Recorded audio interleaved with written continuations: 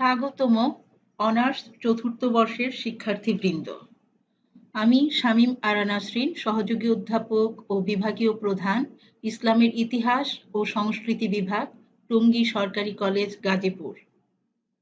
কেমন আছো তোমরা এই করোনাকালীন সংকটময় মুহূর্তে? নিশ্চয় বাড়িতে নিরাপদে অবস্থান করছো। তো এই ফাঁকে আমাদের কিছু পড়াশোনাও করতে হবে। আজ আমি তোমাদের মুসলিম ইতিহাস তত্ত্ব, খেলাফত, সালতানাত ও মুঘল ভারত, যার বিষয় কোড হচ্ছে 241601 নিয়ে কথা বলবো। আমাদের আজকের পাঠ হবে ইতিহাসের উৎস হিসেবে আল কোরআন ও হাদিসের গুরুত্ব। সুপ্রিয় শিক্ষার্থীবৃন্দ, আজকের পাঠ আলোচনা করতে গেলে প্রথমেই আমাদের জানতে হবে ইতিহাসের সংজ্ঞা এবং মুসলিম ইতিহাস চর্চার সংজ্ঞা। তো প্রথমে আমরা ইতিহাসের সংজ্ঞা নিয়ে আলোচনা করব। ইংরেজি হিস্ট্রি শব্দের বাংলা প্রতিশব্দ হলো ইতিহাস, আর এই হিস্ট্রি শব্দটি এসেছে গ্রিক শব্দ হিস্টোরিয়া থেকে, যার আবিধানিক অর্থ হলো সত্যানুসন্ধান, গবেষণা, পুরাবৃত্ত, ইতিহাস ও প্রাচীন বৃত্তান্ত। ইতিহাসের জনক ঐতিহাসিক হিরোডাটাস তার বিখ্যাত গ্রন্থ দ্য হিস্টোরিসে হিস্টোরি শব্দটি ব্যবহার করেছেন। আধুনিক পণ্ডিতরা তিনটি শব্দ দিয়ে ইতিহাসের পুরো ধারণা ব্যক্ত করে থাকেন। তা হলো ম্যান, টাইম, প্লেস, অর্থাৎ মানুষ, কাল, স্থান ইকুয়াল ইতিহাস। ইতিহাসের প্রামাণ্য সংজ্ঞায় আমরা দেখতে পাই ওয়ার্ল্ড ব্যাংক এনসাইক্লোপিডিয়াতে ইতিহাসের সংজ্ঞা দেয়া হয়েছে এভাবে: history is the study of the past, অর্থাৎ ইতিহাস হচ্ছে অতীতকালের অধ্যয়ন। অপরদিকে চেম্বার্স এনসাইক্লোপিডিয়াতে বলা হয়েছে history is the study a man in time, অর্থাৎ মানুষের কালক্রম অধ্যয়নই ইতিহাস। ঐতিহাসিক আর.জি. কলিংউড বলেন, history is an inquiry about the actions of human beings that have done in the past, অর্থাৎ অতীতকালের মানুষের কৃতকর্ম বা কার্যাবলী সংক্রান্ত অনুসন্ধানের নামই ইতিহাস। এখন মুসলিম ইতিহাস চর্চা বলতে আমরা কি বুঝি তা নিয়ে কথা বলি। ইতিহাসকে কেন্দ্র করেই ইতিহাস চর্চার শুরু। ইংরেজি হিস্টোরিগ্রাফি ও হিস্টোরি রাইটিং শব্দগুলো দিয়ে এবং আরবি শব্দ ইলম আল তারিখ দিয়ে ইতিহাস চর্চার ধারণা লাভ করা হয়। মুসলিম ইতিহাসের সংজ্ঞা আমরা এভাবে দিতে পারি যে ইসলামের আবির্ভাবের সময় থেকে শুরু করে মুসলিম শাসন ও সাম্রাজ্যের প্রভাব প্রতিপত্তিকালীন সময় পর্যন্ত মুসলমানদের সামগ্রিক ইতিহাস রচনার পদ্ধতি, সংশ্লিষ্ট নিয়মকানুন ও ইতিহাস বিষয়ে সত্যানুসন্ধানের কলাকৌশলকে মুসলিম ইতিহাস বলে আখ্যায়িত করা হয়। প্রিয় শিক্ষার্থীবৃন্দ, মুসলিম ইতিহাস চর্চার উৎসসমূহ নিয়ে আমরা কিছু কথা বলি থাকি। মুসলিম ইতিহাস রচনার উৎসসমূহ হচ্ছে পবিত্র কোরআন, আল হাদিস, তাফসির, সরকারি দলিলপত্র, প্রাক ও ইসলামী কাহিনী, কবিতা, কুলজি, বাইবেল, মুদ্রা এবং শিলালিপি। তো আজকের পাঠ হিসেবে আমাদের পাঠ শিরোনাম হচ্ছে ইতিহাসের উৎস হিসেবে আল কোরআন ও আল হাদিসের গুরুত্ব। এখন আমরা আল কোরআনের গুরুত্ব নিয়ে কথা বলবো। প্রথমেই কোরআন ঐশী গ্রন্থ হিসাবে এক গুরুত্বপূর্ণ ভূমিকা পালন করে থাকে। বিভিন্ন সময় আমরা দেখতে পাই যে মুসলিম ইতিহাস চর্চার অন্যতম উৎস হলো আল কোরআন। এটি হলো ঐশী গ্রন্থ। আল কোরআনের প্রথম শিক্ষা হলো পাঠ করো তোমার প্রতিপালকের নামে যিনি সৃষ্টি করেছেন। এর থেকে বোঝা যায় যে মুসলমানদের প্রথম ও প্রধান কর্তব্য হলো কোরআন পড়া, বুঝা এবং সে অনুযায়ী আমল করা। এ আদর্শে অনুপ্রাণিত হয়ে কোরআনের প্রতিটি শব্দ ও বাক্যের ব্যাখ্যা বিশ্লেষণ করে পড়া মুসলমানদের কর্তব্য। এভাবে মূলত মুসলমানেরা ইতিহাস চর্চার চেতনা জাগিয়ে তুলে নিজেদের মধ্যে। পবিত্র কোরআন অবতীর্ণ হবার আগে থেকে হযরত আদম আলাইহিস সালাম ইসলাম ধর্ম প্রচার শুরু করেন। কোরআন অবতীর্ণ হবার পর ইসলাম ধর্ম আরবের দ্রুত বিস্তার লাভ করতে থাকে। কোরআন যখন ওহীর মাধ্যমে মহানবী সাল্লাল্লাহু আলাইহি ওয়াসাল্লামের কাছে অবতীর্ণ হতো, তখন তা লিপিবদ্ধ করতে গিয়ে এবং এ কোরআন সংগ্রহ ও সংকলনের সময় মুসলমানরা ইতিহাস চর্চায় আগ্রহী হয়ে ওঠে। অপরদিকে আল কোরআন এ অতীত জাতিসমূহের খোদাদ্রোহিতার পরিণাম এবং আল্লাহর অনুগত বান্দাদের আত্মত্যাগের যে বিবরণ এসেছে তা মুসলমানদের ইতিহাস চর্চা ও তা রচনায় উৎসাহিত করেছে।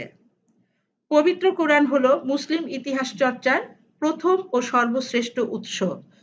কোরআনের শিক্ষাকে গ্রহণ করে মানুষ তাদের জীবনে তা প্রয়োগ করার চেষ্টা করেছে। মানুষকে শিক্ষা দেবার জন্য কোরআন অবতীর্ণ হয়। এ কারণে মুসলিম ঐতিহাসিকরা ইতিহাস চর্চায় মনোযোগী হয়। অপরদিকে সৃষ্ট জগৎ সম্পর্কে কোরআন যথেষ্ট জ্ঞানদান করে থাকে। কোরআনে আল্লাহ মানুষদেরকে সৃষ্টি জগৎ সম্পর্কে চিন্তা ভাবনা করতে তাগিদ দেয়। এ তাগিদের কারণে মুসলমানরা ইতিহাস চর্চায় উৎসাহিত হয়েছে। তারপর কোরআন আরবি ব্যাকরণের জন্ম দিয়েছে। কোরআন অবতীর্ণ হবার পর তার ভাষা সকলের কাছে বোধগম্য হবার জন্য প্রয়োজন দেখা দেয় আরবি ব্যাকরণের। এজন্য মুসলমানরা আরবি ব্যাকরণ রচনা করেন। অভিধান রচিত হয় যা মুসলমানদের ইতিহাস চর্চায় উৎসাহিত করে। আল কুরআন রচনা শৈলী অপূর্ব। এর লিখার পদ্ধতি এমন যা কখনো অনুকরণ করা সম্ভবপর নয়। কুরআনের ভাষা ছন্দময় ও অলংকারপূর্ণ। সবশেষে মুসলমানদের সামগ্রিক জীবন পদ্ধতি সম্পর্কে কুরআন গুরুত্বপূর্ণ ভূমিকা পালন করে থাকে। এ কোরআন শুধু ধর্মীয় বিধান নয়, বরং এতে সামাজিক, রাজনৈতিক, অর্থনৈতিক বিধানও আছে। এ কোরআন জীবনের সব সমস্যার বৈজ্ঞানিক সমাধান দেয়। এছাড়া কোরআনে শাসনতান্ত্রিক ও রাষ্ট্রীয় সমস্যাবলী, নাগরিকদের অধিকার, কর্তব্য নিয়ে আলোচনা করেছে। অতএব দেখা যাচ্ছে যে কোরআন হলো মুসলিম ইতিহাস চর্চার অন্যতম উৎস। এবার আমরা আল হাদিসের গুরুত্ব নিয়ে কথা বলবো। আল হাদিসের গুরুত্ব জানার আগে হাদিস বলতে আমরা কি বুঝি তা জেনে নিই। মুসলিম ইতিহাস চর্চার অন্যতম উৎস হলো আল হাদিস। মহানবী সাল্লাল্লাহু আলাইহি ওয়াসাল্লামের কথা, কাজ ও মৌন সম্মতিকে হাদিস বলা হয়ে থাকে। আল হাদিসের গুরুত্বে আমরা দেখতে পাই যে মুসলিম ইতিহাসের সবচেয়ে নির্ভরযোগ্য উপাদান হলো আল হাদিস। হাদিস মুসলিম আইনের দ্বিতীয় উৎস। ইসলামের যাবতীয় সব অনুশাসন, দুনিয়া, আখিরাত, মানুষের প্রয়োজনীয় সব কিছু হাদিসে আছে। মহানবী সাল্লাল্লাহু আলাইহি ওয়াসাল্লামের জীবনের যাবতীয় কার্যকলাপের বিবরণ আমরা এই হাদিস থেকে পেয়ে থাকি।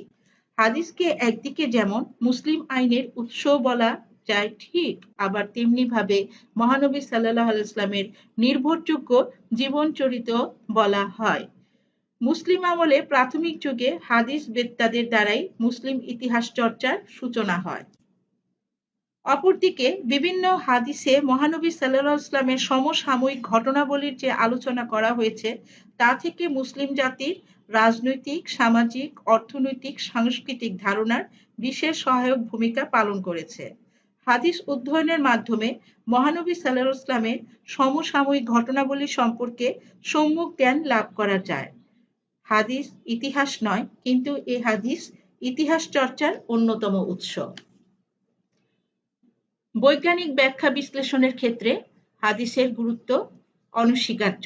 মহানবী সাল্লাল্লাহু আলাইহি ওয়াসাল্লামের হাদিস রচনা করবার আগে হাদিস সংগ্রাহকরা হাদিস বর্ণনাকারীদের চরিত্র, সততা, সত্যনিষ্ঠতা, আদর্শ যাচাই করে হাদিসের সত্যাসত্য যাচাইয়ে যে চেষ্টা করেছেন তা পরবর্তীকালে মুসলিম ইতিহাস চর্চায় বৈজ্ঞানিক ব্যাখ্যা বিশ্লেষণের যথেষ্ট সহায়ক হয়েছে।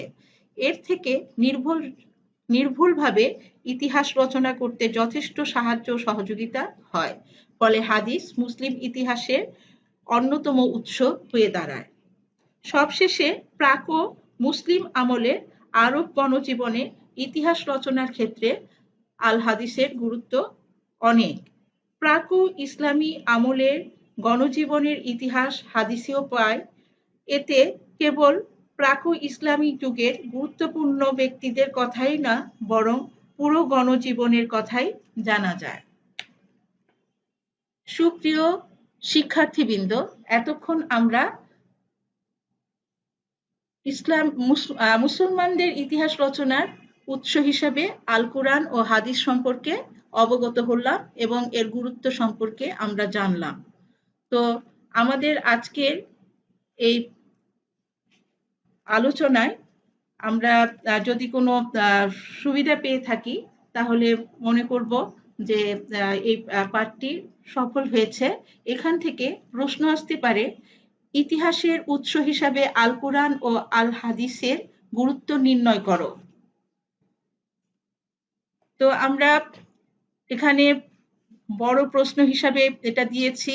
তো ছোট ছোট প্রশ্ন তোমরা এখান থেকে ভেঙে ভেঙে শিখতে পারবে। ইতিহাসের বাংলা প্রতিশব্দ কি, তারপর হিস্টোগ্রাফি শব্দের অর্থ কি, মুসলিম ইতিহাস চর্চা কোত্থেকে এসেছে, এরকম অনেক প্রশ্ন তোমরা এই ভিডিও ক্লাসটি দেখলে বুঝতে পারবে। তো আমাদের ক্লাসের এখানেই সমাপ্তি। সবশেষে আমি তোমাদেরকে বলতে চাচ্ছি যে এখনো আমাদের সংকট শেষ হয়নি, করোনাকালীন। তো এ সময় আমরা দেখতে পাচ্ছি যে আমরা গ্রাম থেকে বা আমাদের বাড়ি থেকে অনেকেই আসা শুরু করেছি। তো আমরা আসব, কিন্তু সাবধানের সাথে আসব এবং আমরা স্বাস্থ্যবিধি মেনে চলব আর সাবধানে চলাফেরা করব। তো ভালো থেকো। আল্লাহ হাফেজ। যা হয়েছে হয়েছে।